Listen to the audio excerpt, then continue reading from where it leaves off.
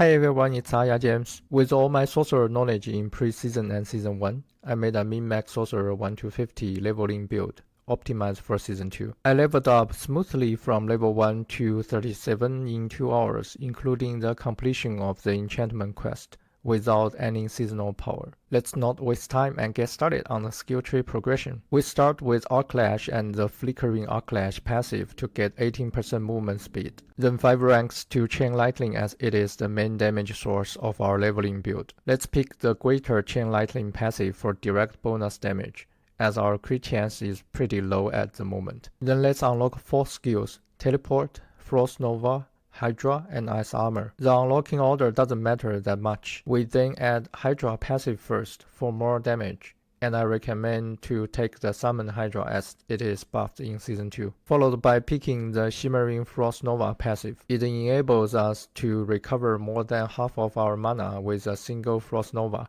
when surrounded by a group of monsters, and it leads to more Chain Lightning casts. Choosing mana over a vulnerable state is more powerful in the early game since Season 2 nerfed vulnerable a lot. Then we take the Shimmering Teleport to get 30% damage reduction. It balances our survivability as we will take 3 ranks in Glass Cannon next to boost our damage. We will hit level 15 next, and let's put the point to Fireball. I recommend teleporting out to do the enchantment quest as soon as possible, because it will significantly increase our damage output. We can directly target clear the quest elite and ignore everything else to speed up. And we can get the quest item directly too, without fighting the boss in the second area. After completing the quest, let's put Fireball into enchantment. With that, 1 or 2 Chain Lightning casts can clear the entire screen for a while. We keep investing points into Fireball until 5 ranks, and we don't add any points into Fireball passives. I did a test confirming that Fireball from Enchantment Explosion won't have increased radius with the enhanced Fireball passive, while Fireball casted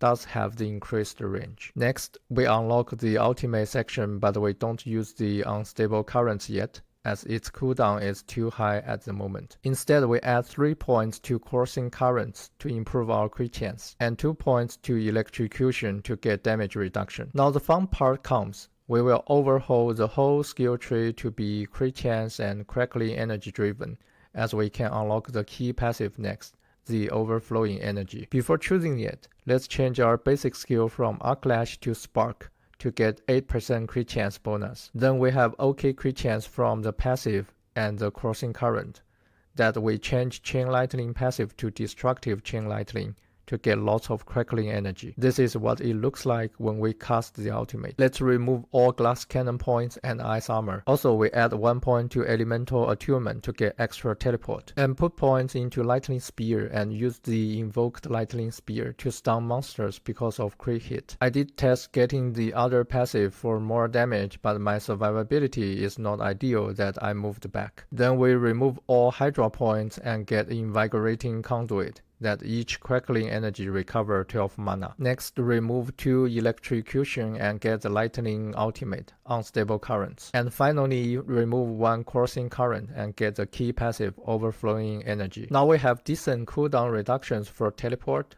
lightning spear, and unstable currents. For the ultimate, just cast whenever we see more than 6 monsters around us. In the video, I changed my teleport passive to mystical teleport for even more cooldown reductions from crackling energy to be more offensive, but it can be pretty dangerous without the 30% damage reduction. If you find your survivability is not what you like, it is always good to get the damage reduction passive from teleport. Next, we will add points to a couple of passives to enhance our combat strength. It will be 1 point to coursing currents to make it 3 ranks, 3 ranks to electrocution for 15% damage reduction, 3 ranks to conduction for 9% movement speed. We should hit level 30 at this point.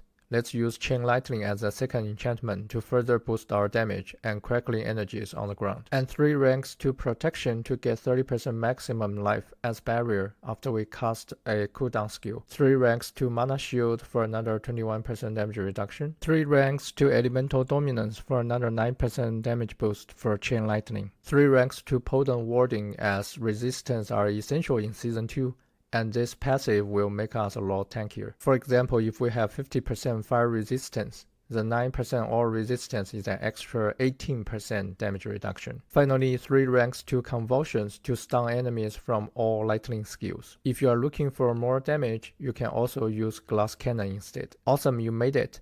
You don't need to remember it as I put the build link in the pinned comment. In the link, you can always turn on the leveling path under the skill tab to recheck every bit of the progression. It contains level by level updates as well as point by point skill refunds. The skill tree progression assumes that all 10 skill points have been unlocked by completing all 5 area renoms, as skill point rewards from renoms will be carried over to Season 2. I highly recommend taking the time to farm renoms to unlock all 10 skill points if you have not already done it. It will make your early game so much more enjoyable in Season 2. All stat priorities are in the build link too.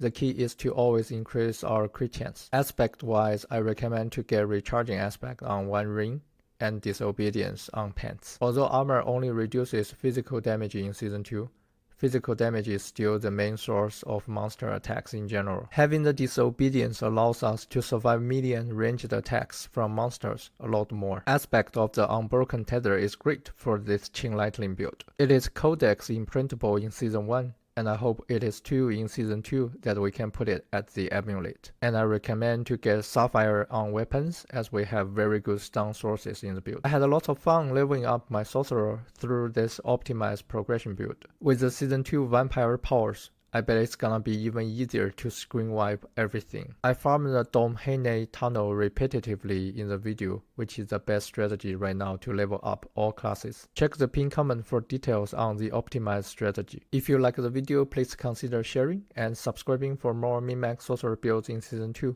Thank you for watching and see you next time.